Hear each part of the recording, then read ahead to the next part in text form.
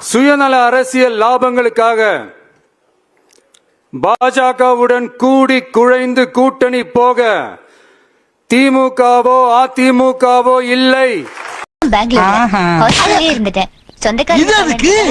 சும்மா time pass.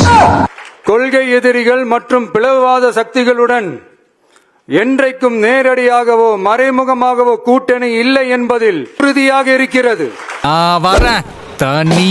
தமிழக வெற்றி கழகம் தலைமையில் அமையும் கூட்டணி திமுக மற்றும் பாஜகவுக்கு எதிரானதாகத்தான் இருக்கும் என்று தெரிவித்துக் கொள்கிறோம்.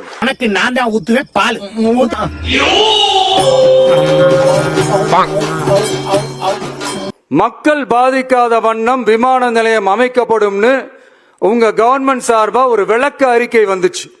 1005 குடும்பங்கள் மட்டுமே பரந்தூரில் வசிப்பதால் விமான நிலையம் வந்தா பெரிய பாதிப்பு இருக்காதுன்ற மாதிரி சொல்லி இருந்தாங்க.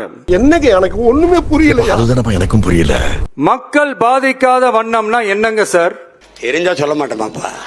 ஒன்னு அந்த இடத்துல ஏர்போர்ட் வருதுன்னு சொல்லணும், ஒன்னு சாம்பார் என்று சொல்லு, இடத்துல ஏர்போர்ட் வராதுன்னு சொல்லணும், இல்ல கருவாட்டு குழம்பு என்று சொல்லு. ரெண்டுமே அந்த அறிக்கையில இல்ல. ரெண்டையும் சேர்த்து கருவாட்டு சாம்பார்னு சொல்லிட்டு இருக்காது. வெறும் 1005 குடும்பங்கள்னா உங்களுக்கு அவ்வளவு சாதாரணமா போச்சா சிஎம் சார்? அந்த மக்களும் நம்ம மக்கள் தானே. ஏன் அந்த அக்கறையோ அந்த மனிதாபிமானமோ உங்ககிட்ட இல்ல? எதிர்கட்சியா இருந்தா மட்டும்தான் மக்கள் மேல உங்களுக்கு அக்கறை இருக்குமா? நீ கேட்ட ஒவ்வொரு கேள்வி என்ன செருப்பால் அடிச்ச மாதிரி இருக்குடா.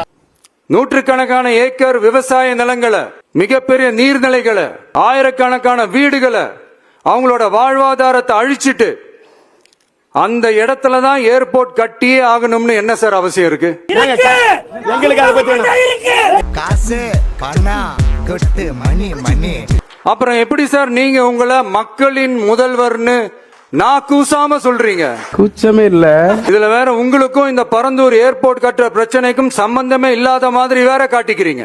சம்பந்தமே இல்லாத மாதிரி பேசிட்டு போறது இது எப்படி இருக்கு பாரு. விவசாயிகளோட கண்ணீரை துடைக்க வேண்டிய தமிழ்நாடு அரசு அவங்களோட கண்ணில் குத்துறதாகவே இருக்கு இந்த ஜிஓ.